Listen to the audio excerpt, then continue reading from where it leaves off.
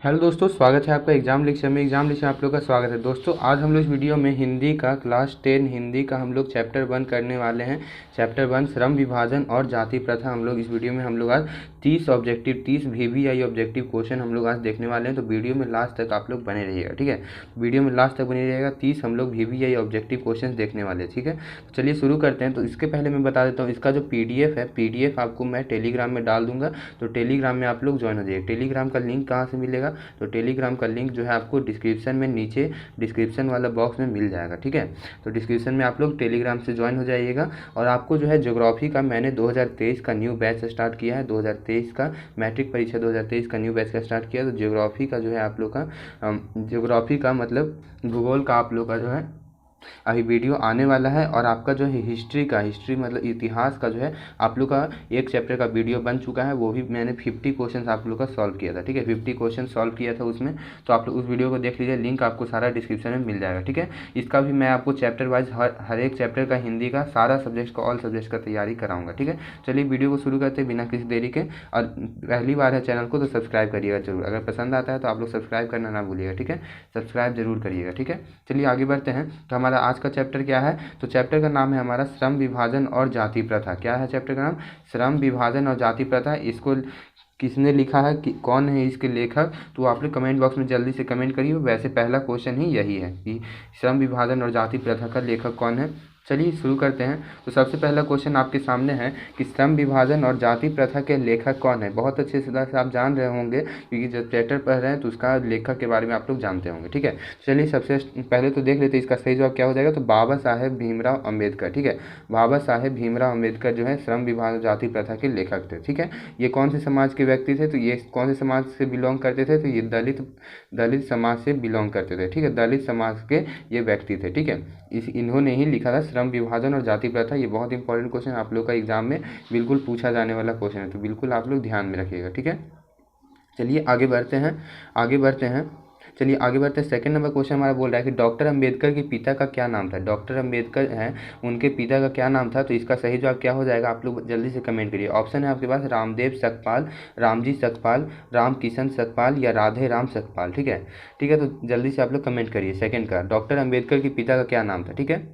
तो बिल्कुल इसका सही जवाब क्या हो जाएगा आपका? रामजी सकपाल, ठीक है। रामजी सकपाल बिल्कुल सही जवाब हो जाएगा आपका, ठीक है। सेकंड का बी नंबर बिल्कुल सही जवाब हो जाएगा रामजी सकपाल। आप लोगों ने इस चैप्टर को अभी तक नहीं पढ़ा तो बिल्कुल पढ़ लीजिए आप लोग। बहुत मस्त चैप्टर है। वैसे मैं आपको ऑब्जेक्टिव के बाद सारा चैप्टर का ऑब्जेक्टिव है, उसके बाद आपको सब्जेक्टिव भी क्वेश्चन लाऊंगा, ठीक है। तो आप लोग चैनल को सब्सक्राइब करना ना भूलिएगा, ठीक है। चैनल को सब्सक्राइब जरूर करिएगा, भूल जाते हैं आप लोग लास्ट में, इसीलिए अभी के अभी लाल वाला बटन पर क्लिक करिए। चलिए आगे बढ़ते हैं हम लोग थर्ड नंबर क्वेश्चन की ओर। तो थर्ड नंबर क्वेश्चन हमारा बोल रहा है कि आधुनिक सभ्य समाज कार्य कुशलता, ठीक है। यहाँ पे ये है एक लाइन लिखा हुआ है कि आधुनिक सभ्य समाज कार्य कुशलता के लिए किसे आवश्यक मानता है। जो आज के सभ्य समाज है कार्य कुशलता के लिए किसे आवश्यक मानता है, किसे आवश्यक, बहुत ही आवश्यक मानता है। तो ऑप्शन है आपके पास श्रम विभाजन, धन विभाजन या जन विभाजन, या आगे एक ऑप्शन है हमारा जाति विभाजन, ठीक है। तो इसका सही जवाब क्या हो जाएगा? बिल्कुल आप लोग कमेंट करिए, ठीक है। तो इसका सही जवाब क्या हो जाएगा? आप लोग कमेंट बॉक्स में कमेंट करिए।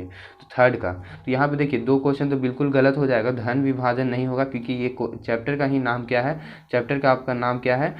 श्रम विभाजन और जाति प्रथा, ठीक है। श्रम विभाजन और जाति प्रथा। तो यहाँ पे एक ऑप्शन तो, दो ऑप्शन तो आप लोग का गलत हो गया। धन विभाजन नहीं होगा, जन विभाजन नहीं होगा। एक ऑप्शन है श्रम विभाजन या फिर एक ऑप्शन है आपके पास जाति विभाजन। यही दो में से होगा। तो देखिए दोस्तों, इसका सही जवाब क्या होगा? आप लोग कमेंट बॉक्स में लिख रहे हैं। तो देखिए इसका सही जवाब जो है आपका श्रम विभाजन बिल्कुल सही जवाब हो जाएगा। थर्ड का ए नंबर, ठीक है। चलिए तो आगे बढ़ते हैं चौथे नंबर क्वेश्चन की ओर। तो चौथा नंबर हमारा क्वेश्चन बोल रहा है कि जाति प्रथा भारत में बेरोजगारी का एक डैश कारण बनी हुई है। जाति प्रथा भारत में बेरोजगारी का कौन सा कारण बना हुआ है? प्रत्यक्ष कारण बना हुआ है, या प्रमुख, या ए और बी दोनों, या इनमें से कोई नहीं। तो देखिए इसका सही जवाब क्या हो जाएगा? 4 का कमेंट बॉक्स में कमेंट नीचे जल्दी करिए, ठीक है। लाइव चैट में कमेंट करते रहिए। जाति प्रथा भारत में बेरोजगारी का एक और डैश कारण बनी हुई है। इसका बिल्कुल सही जवाब हो जाएगा आपका ए और बी दोनों हो गया। इसका मतलब कि आपका सी नंबर बिल्कुल सही जवाब हो जाएगा। ए और बी दोनों, प्रत्यक्ष और प्रमुख दोनों। चलिए आगे बढ़ते हैं फिफ्थ नंबर क्वेश्चन की ओर। तो हमारा फिफ्थ नंबर क्वेश्चन बोलता है कि मूक नायक क्या है, ठीक है। मूक नायक क्या है? ऑप्शन है आपके पास अखबार, पत्रिका, पुस्तक या कहानी संग्रह। बताइए इसका सही जवाब क्या हो जाएगा, मूक नायक क्या है। तो बिल्कुल ये एक पत्रिका है। बी नंबर आपका बिल्कुल सही जवाब हो जाएगा। बी नंबर अगर आप लोग आंसर दे रहे हैं तो बिल्कुल सही जवाब है। और कमेंट बॉक्स में कमेंट किया आप लोग कितना सही जवाब दिए हैं। ठीक है, एक बार बुक को आप लोग पढ़ लीजिए। बुक को पढ़ने के बाद आप लोग ऑब्जेक्टिव का देखिए कि आप लोग कितना सही कर पाते हैं। ठीक है, तो 5 का सही जवाब क्या हो जाएगा, मूक नायक क्या है, तो एक पत्रिका है। बी नंबर बिल्कुल सही जवाब हो जाएगा। चलिए आगे बढ़ते हैं 6 नंबर क्वेश्चन की ओर। तो 6 नंबर क्वेश्चन बोलता है डॉक्टर भीमराव अम्बेडकर की मृत्यु कब और कहाँ हुई। तो बिल्कुल इसको याद रखिएगा, डॉक्टर भीमराव अम्बेडकर की मृत्यु कब और कहाँ हुई। यहाँ से आप लोग का 2 क्वेश्चन तैयार होता है। ठीक है, क्वेश्चन आप लोग को एग्जाम में ऐसे ही पूछ देता है कि मृत्यु कब हुई थी, या फिर ये भी पूछ देता है कि कहाँ पर मृत्यु हुई थी। ठीक है, तो इसका सही जवाब क्या हो जाएगा, तो 6 का ए नंबर बिल्कुल सही जवाब। 1956 में दिल्ली में इनकी मृत्यु हुई थी। दिल्ली में 1956 में इनकी मृत्यु हुई थी।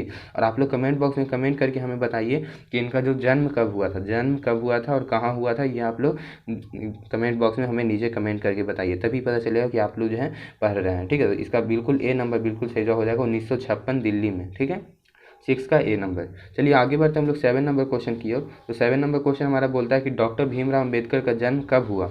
ठीक है, डॉक्टर भीमराव अम्बेडकर का जन्म कब हुआ। ठीक है, तो आपके पास ऑप्शन देख लेते हैं, 14 अप्रैल 1988 या 14 अप्रैल 1989, 14 अप्रैल 1890 या 14 अप्रैल 1891। देखिए यहाँ पे तो ये सिर्फ चेंज है, ईस्वी आपका चेंज है। इसका मतलब कि 14 अप्रैल को ही उनका जन्म हुआ था, लेकिन कब हुआ था ये आपको बताना है। ठीक है, जैसे कि मैंने आपको कमेंट बॉक्स में कमेंट करने के लिए बोला, तो इसका मैं आंसर नहीं बताऊंगा। आप लोग कमेंट बॉक्स में कमेंट करिए कब हुआ था उनका जन्म और कहाँ हुआ था। ठीक है, इसको आप लोग बुक में से देख कर बताइए या फिर गूगल करके देख के बताइए, जहाँ से आपको सुविधा लगे वहाँ से आप लोग बताइए। ठीक है, तो चलिए आगे बढ़ते हैं। चलिए आगे बढ़ते हैं 8वां नंबर क्वेश्चन की ओर। तो अंबेडकर की दृष्टि में भाईचारे का वास्तविक रूप कैसा होता है।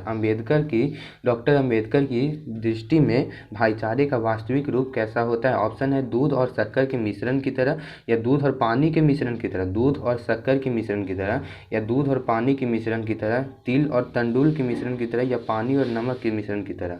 इसका बताइए सही जवाब क्या हो जाएगा। तो 8 का बिल्कुल सही जवाब क्या हो जाएगा, अंबेडकर की दृष्टि में भाईचारे का वास्तविक रूप कैसा होता है, तो दूध और पानी के मिश्रण की तरह होता है।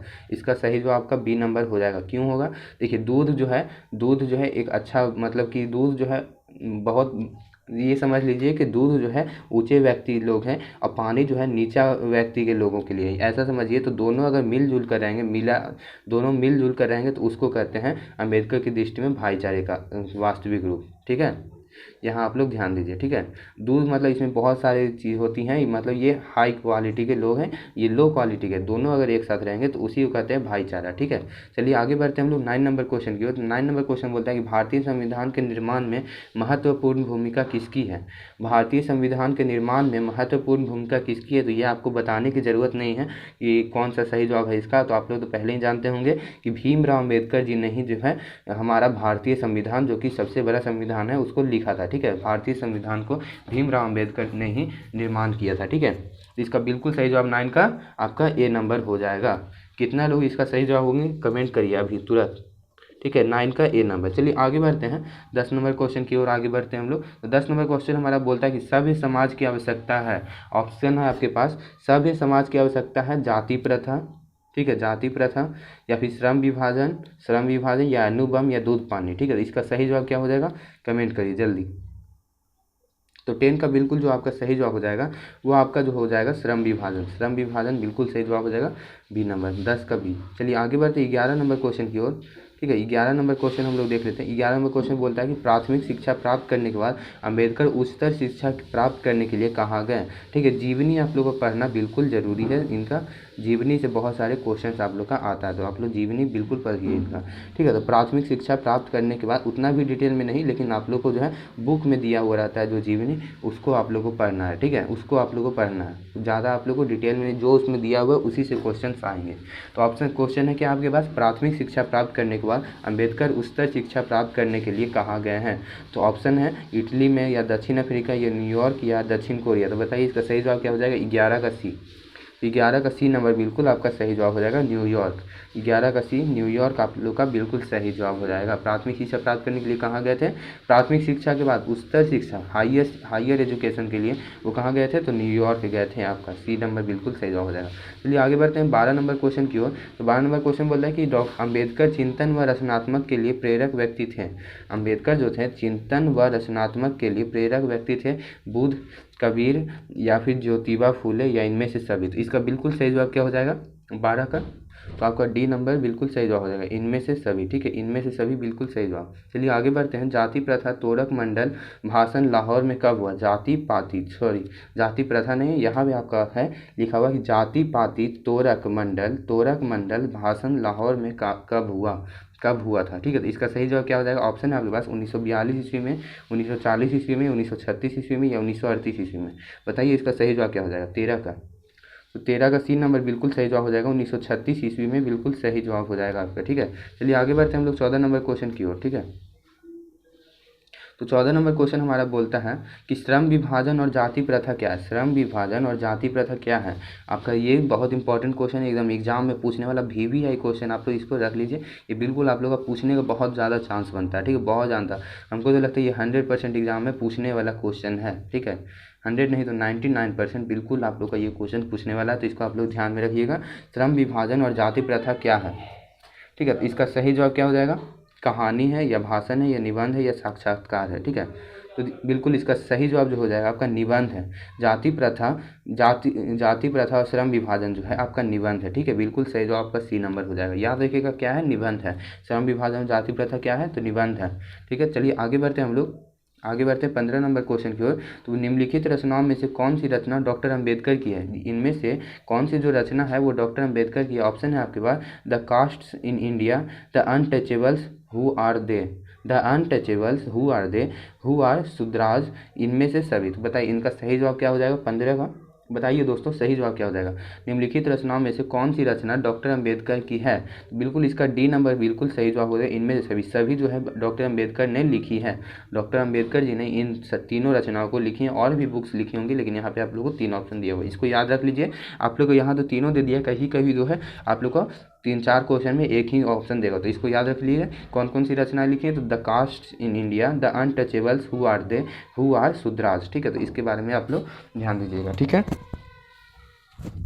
चलिए आगे बढ़ते 16 नंबर क्वेश्चन की ओर। लास्ट तक बने रहिएगा वीडियो में, हम 30 क्वेश्चन इस वीडियो में हम लोग करने वाले हैं। ठीक है, लास्ट तक बने रहिएगा।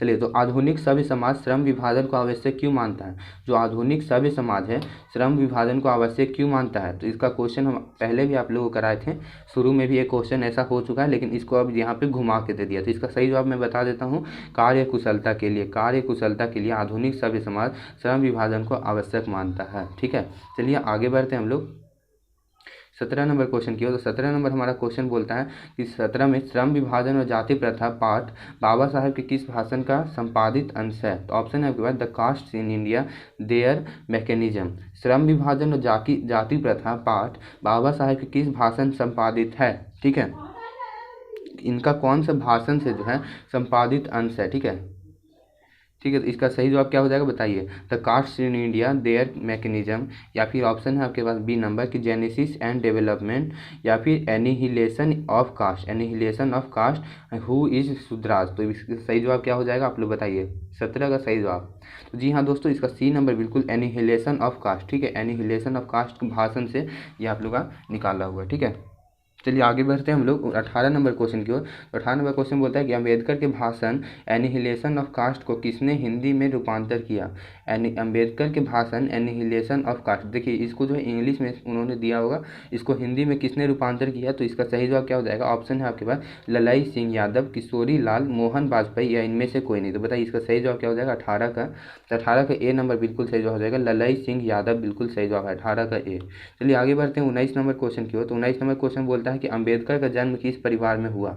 ऑप्शन है ब्राह्मण, क्षत्रिय, दलित या कायस्थ। तो इसका सही जवाब क्या हो जाएगा 19 का? अम्बेडकर जी का जो है जन्म किस परिवार में हुआ था? तो बिल्कुल आप लोग जानते होंगे 19 का आप लोग का सी हो गया। मैंने शुरू में बताया था कि इनका जन्म जो है दलित परिवार में हुआ था, दलित परिवार, याद रखिएगा। ठीक है। चलिए 20 नंबर क्वेश्चन बोलता है कि लेखक को इस युग में कहाँ पर विडंबना दिखाई दिया। लेखक को जो है इस युग में कहाँ पर विडंबना दिखाई दिया, जातिवाद में, नारीवाद में, निर्विवाद में या परिवाद में। ठीक है, तो इसका सही जवाब क्या हो जाएगा 20 का। बिल्कुल इस एक चैप्टर ही हमारा है श्रम विभाजन और जाति प्रथा, तो बिल्कुल इसका सही जवाब हो जाएगा जातिवाद में। ठीक है, चलिए आगे बढ़ते हैं 21 नंबर क्वेश्चन की ओर। 21 नंबर हमारा क्वेश्चन बोलता है कि डॉक्टर अंबेडकर के माता का नाम क्या था। ठीक है, डॉक्टर अंबेडकर जी के माता का नाम क्या था, तो ऑप्शन है रानी बाई, कुंती बाई, शीला बाई या भीमा बाई। तो कमेंट करिए इसका सही जवाब क्या हो जाएगा 21 का। जी हाँ दोस्तों, इसका डी नंबर बिल्कुल सही जवाब हो जाएगा भीमा बाई। भीमा बाई इनका माता जी का नाम था। डॉक्टर अम्बेडकर की माता का नाम क्या था, तो भीमा बाई। चलिए आगे बढ़ते हैं 22 नंबर क्वेश्चन की ओर। तो 22 नंबर क्वेश्चन बहुत इंपॉर्टेंट आपसे पूछा जा रहा है कि डॉक्टर अम्बेडकर ने पीएचडी की उपाधि कब धारण की। ठीक है, पीएचडी बहुत बड़ा होता है डिग्री। डॉक्टर अंबेडकर ने पीएचडी की उपाधि कब धारण की। ऑप्शन है 1920 ईस्वी में, 1918 ईस्वी में, 1916 ईस्वी में या 1914 ईस्वी में। तो बताइए इसका सही जवाब क्या हो जाएगा 22 का। तो जी हाँ दोस्तों, इसका सी नंबर बिल्कुल सही जवाब हो जाएगा 1916 ईस्वी में। आपका सी नंबर बिल्कुल करेक्ट आंसर है। ठीक है, चलिए आगे बढ़ते हैं। लेखक की दृष्टि में विडंबना की बात क्या है। ठीक है, लेखक की दृष्टि में विडंबना की बात क्या है, तो ऑप्शन है आपके पास 23 का। 23 का ऑप्शन है आपका जातिवाद के पोषकों की कमी नहीं है, जातिवाद के पोषक नगण्य हैं, आर्थिक दृष्टि से जातिवाद उचित है या जातिवाद लोकतंत्र के विरुद्ध नहीं है। तो बताइए इसका सही जवाब क्या हो जाएगा। तो जी दोस्तों, इसका जो है ए नंबर आपका बिल्कुल सही जवाब हो जाएगा जातिवाद के पोषकों की कमी नहीं, जातिवाद के पोषकों की कमी नहीं है। दोस्तों इस वीडियो को आप लोग दोबारा एक बार देखिएगा, दोबारा आप लोग देखिएगा तो आपसे देखिएगा आप लोग को टोटल क्वेश्चन जो है आप लोग बना पा रहे होंगे। ठीक है, अभी एक दो गलती हो रहा होगा, लेकिन अगर आप लोग इसको वीडियो को दोबारा आप लोग देखेंगे, 2 बार आप लोग इस हर वीडियो को 2 बार, क्योंकि ज़्यादा टाइम का नहीं 15 से 20 मिनट का रहता है, तो आप लोग 1 घंटा भी अगर वीडियो पर देते हैं तो बहुत अच्छी बात है। ठीक है, फिर आगे चल कर मैं आपको जो है 30 मिनट्स का भी वीडियो दूंगा, 1 घंटा का भी वीडियो आते रहेंगे। ठीक है, चलिए तो आगे बढ़ते हैं। लेखक की दृष्टि, इसको देखिए इसका सही जवाब क्या हो जाएगा 23 का। तो जातिवाद के पोषकों की कमी नहीं है। लेखक की दृष्टि में विडंबना की बात क्या है, तो जातिवाद के पोषकों की कमी नहीं है, ऐसा बात है। ठीक है, चलिए 24 नंबर क्वेश्चन हमारा बोलता है कि लेखक की दृष्टि में आदर्श समाज कैसा होना चाहिए। लेखक की दृष्टि में जो है आदर्श समाज कैसा होना चाहिए, जिसमें स्वतंत्रता, समता और भ्रातृत्व का भाव हो। क्या है, जिसमें स्वतंत्रता, समता और भ्रातृत्व का भाव हो। और उसके बाद ऑप्शन है कि जिनमें सभी धनी हो। ठीक है, ऑप्शन क्या है बी नंबर कि जिनमें सभी धनी हो, जिनमें सभी पढ़े लिखे हों या जिसमें सभी स्वस्थ हों। तो बताइए इसका सही जवाब क्या हो जाएगा आपका 24 नंबर क्वेश्चन का बिल्कुल सही जवाब क्या हो जाएगा। जी हाँ दोस्तों, इसका ए नंबर बिल्कुल सही जवाब हो जाएगा कि जिसमें स्वतंत्रता, समता और भ्रातृत्व का भाव हो। ठीक है, ए नंबर बहुत ही अच्छा क्वेश्चन है ये वाला आपका। बोला जा रहा है कि लेखक की दृष्टि में आदर्श समाज कैसा होना चाहिए, जो समाज होगा वो आदर्श समाज कैसा होता है, तो जिसमें स्वतंत्रता, समता और भ्रातृत्व का भाव हो, वही आदर्श समाज है। ठीक है, चलिए आगे बढ़ते हैं 25 नंबर क्वेश्चन की ओर। तो 25 नंबर क्वेश्चन बोलता है कि लेखक बेरोजगारी का प्रमुख और प्रत्यक्ष कारण किसे मानते हैं। ठीक है, लेखक जो है बेरोजगारी का प्रमुख और प्रत्यक्ष कारण किसे मानते हैं। तो ऑप्शन है आपके पास अशिक्षा को, जनसंख्या को, जाति प्रथा को या उद्योग धंधों में की कमी। ठीक है, तो 25 का सही जवाब क्या हो जाएगा, तो आपका जाति प्रथा को। ये क्वेश्चन हम लोग पहले भी किया था, उसमें पूछा गया था कि जाति प्रथा जो है आपका बेरोजगारी को किस हद तक ये है। ठीक है, क्वेश्चन ऐसा ही करके था, इसी को आप लोग को घुमा के 2 टाइप से आप लोग को पूछा जा सकता है, दोनों क्वेश्चन में करा दिया हूँ आप लोग को। ठीक है, इसका सी नंबर बिल्कुल सही जवाब हो जाएगा जाति प्रथा को। चलिए आगे बढ़ते हैं 26 नंबर क्वेश्चन की ओर। तो 26 नंबर क्वेश्चन बोलता है the castes in India their mechanism, किनकी रचना। The castes in India their mechanism किनकी रचना है। तो बताइए इनका सही जवाब क्या हो जाएगा। आपको पहले भी करा चुका हूँ मैं 26 का। तो जी हाँ, इसका ए नंबर बिल्कुल सही जवाब हो जाएगा भीमराव अम्बेडकर। ठीक है, भीमराव अम्बेडकर बिल्कुल सही जवाब हो जाएगा 26 का ए। ठीक है, चलिए 27 नंबर क्वेश्चन की आगे और बढ़ते हैं हम लोग। 27 नंबर क्वेश्चन को देखिए, क्वेश्चन को किस तरह से घुमा कर पूछा गया था।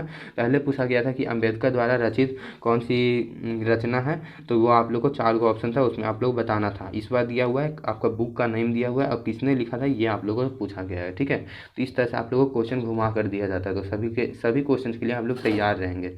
चलिए 27 नंबर क्वेश्चन बोलता है कि आर्थिक पहलू से भी जाति प्रथा क्या है। ठीक है, आर्थिक पहलू से भी जाति प्रथा क्या है, तो लाभदायक, हानिकारक, अनुकूल या इनमें से सभी। ठीक है, 27 का क्या सही जवाब हो जाएगा, तो हानिकारक है। ठीक है, आर्थिक पहलू से भी जाति प्रथा जो है हानिकारक है, याद रखिएगा। चलिए आगे बढ़ते हैं 28 नंबर क्वेश्चन की ओर। तो ये 28 नंबर क्वेश्चन बोलता है कि डॉक्टर भीमराव अम्बेडकर का जन्म कहाँ हुआ। इस डॉक्टर भीमराव अम्बेडकर का जो है जन्म कहाँ हुआ, तो महू मध्य प्रदेश में ऑप्शन है, गोरखपुर उत्तर प्रदेश में, या डुमरांव बिहार, या पश्चिम बंगाल। तो बताइए इसका सही जवाब क्या हो जाएगा 28 का। डॉक्टर भीमराव अम्बेडकर का जन्म कहाँ हुआ। तो इसका मैं आंसर आप लोग को बोला था कि कमेंट बॉक्स में कमेंट करने के लिए। तो आपको 2 क्वेश्चन का आंसर आप लोग को देना है कि उनका जन्म कब हुआ था, जन्म, और उनका मृत्यु नहीं, जन्म और कहाँ हुआ था। ठीक है, कहाँ हुआ था ये आप लोग को बताना है। ठीक है, जन्म कब हुआ था और कहाँ हुआ था ये आप लोग को बताना है, दोनों चीज़ कमेंट बॉक्स में। चलिए डॉक्टर भीमराव अम्बेडकर का जन्म कहाँ हुआ था। ठीक है, तो इसको क्वेश्चन मैं आपके लिए छोड़ता हूँ। तो 29 नंबर क्वेश्चन बोल रहा है कि डॉक्टर अम्बेडकर ने किस पत्रिका का संपादन किया। बोला जा रहा है कि डॉक्टर अम्बेडकर ने किस पत्रिका का संपादन किया। तो ऑप्शन है आपके पास उज्ज्वल भारत, उड़ता भारत, या बहिष्कृत भारत, या भारत। बिल्कुल सही जवाब क्या हो जाएगा 29 का, आप लोग कमेंट बॉक्स में कमेंट करिए। ठीक है, तो 29 का बिल्कुल सी नंबर आपका सही जवाब हो जाएगा, बहिष्कृत भारत। डॉक्टर अम्बेडकर ने किस पत्रिका का संपादन किया, तो बहिष्कृत भारत बिल्कुल सही जवाब, सी नंबर आपका बिल्कुल सही जवाब है। चलिए आगे बढ़ते हैं हम लोग 30 नंबर क्वेश्चन की ओर। ये हमारा लास्ट क्वेश्चन है, लेकिन लास्ट नहीं है, इसके बाद भी मैं आपको क्वेश्चन कराऊंगा। ठीक है, पहले आपको लगातार हम पूरा टोटल चैप्टर का जो है आप लोग का ऑल सब्जेक्ट्स का टोटल सब्जेक्ट का जो है आप लोग का हम ऑब्जेक्टिव क्वेश्चन कराएंगे। उसके बाद आपको मिक्स क्वेश्चन हम आपको कराएंगे, मिक्स क्वेश्चन कराएंगे, प्रीवियस ईयर सारे क्वेश्चन कराएंगे। ये भी प्रीवियस ईयर क्वेश्चन हैं लेकिन इसमें मिक्स भी हैं। ठीक है, तो आपको प्रीवियस ईयर हम क्वेश्चन बैंक से भी कराएंगे मिक्स क्वेश्चन। ठीक है, तो चलिए चैनल को सब्सक्राइब कर लीजिएगा। ठीक है, चैनल को सब्सक्राइब कर लीजिए। इस बार आप लोगों को तैयारी बिल्कुल 4 देना है, 90% से ऊपर लाना है। ठीक है, 90% से प्लस लाना है, 90% प्लस लाना है। तो आप लोग हमारे चैनल से अभी जुड़ जाइए। ठीक है, तो 30 नंबर क्वेश्चन क्या बोलता है कि भारतीय संविधान का निर्माता के रूप में, भारतीय संविधान के निर्माता के रूप में हम किन्हें जानते हैं।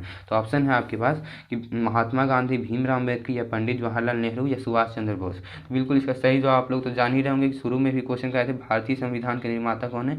तो इसका सही जवाब हो जाएगा आपका भीमराव अम्बेडकर। 30 का बी नंबर बिल्कुल आपका सही जवाब हो जाएगा, 30 का बी भीमराव अम्बेडकर। तो आई होप आपको वीडियो पसंद आया तो वीडियो को जरूर लाइक करिएगा, दोस्तों के पास अपने शेयर जरूर करिएगा, उन्हें भी अपने साथ पढ़ने के लिए बोलिएगा। ठीक है, तो आप लोग वीडियो को दोबारा जरूर देखिए, 2 बार आप लोग जो है देखिएगा वीडियो को, ताकि आप लोग को पता चल सके मेरे माइंड में सब कुछ आ रहा है या नहीं। 10 मिनट रेस्ट ले लीजिए, 10 मिनट या 5 मिनट रेस्ट लीजिए, उसके बाद आप लोग दोबारा इस वीडियो को जरूर देखिए। हर वीडियो को 2 बार जरूर देखिए, ताकि आप लोग को एकदम माइंड में ये सेट हो जाए। ठीक है, तो वीडियो को लाइक करना और शेयर, चैनल को सब्सक्राइब करना भूलिएगा मत। चलिए तो मिलते हैं अगले वीडियो में, तब तक के लिए जय हिंद।